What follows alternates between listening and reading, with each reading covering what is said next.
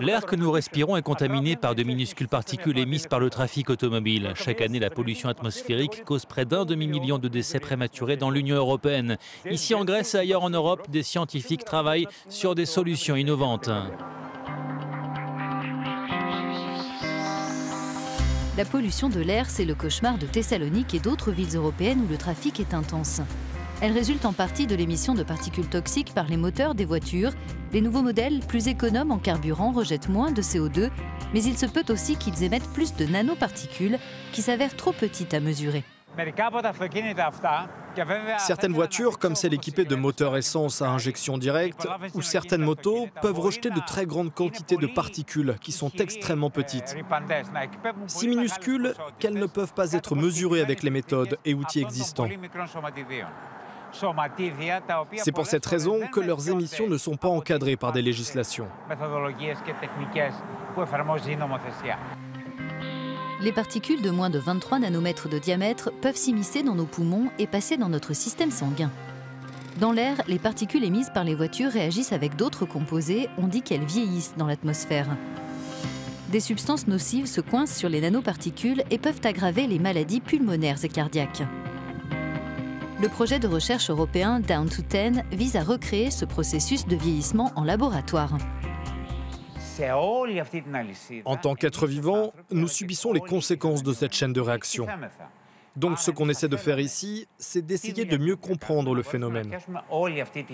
On recueille les données nécessaires pour évaluer les technologies qui équipent les voitures et les carburants, ainsi que l'effet de leur utilisation sur le corps humain et la santé. Pour mener leurs expériences, les chercheurs raccordent le pot d'échappement de la voiture testée à leurs instruments de mesure des particules ultra-fines. Le processus de vieillissement qui prend des jours dans l'atmosphère est accéléré dans le cadre de ce dispositif. En parallèle, les réactions sont simulées dans des modèles informatiques.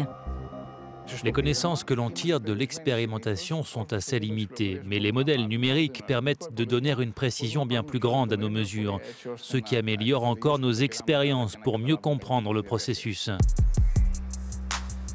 Le dispositif a également été conçu pour tenir dans une voiture en circulation. Le véhicule de test peut ainsi sortir du hangar de recherche et se déplacer dans la ville pendant que le système enregistre les émissions en conditions réelles, à différentes vitesses ou à l'arrêt. Dès que je démarre le moteur et que j'appuie sur l'accélérateur, comme je le fais maintenant, il y a un grand pic qui apparaît en rouge, ce qui correspond aux émissions qui sont détectées.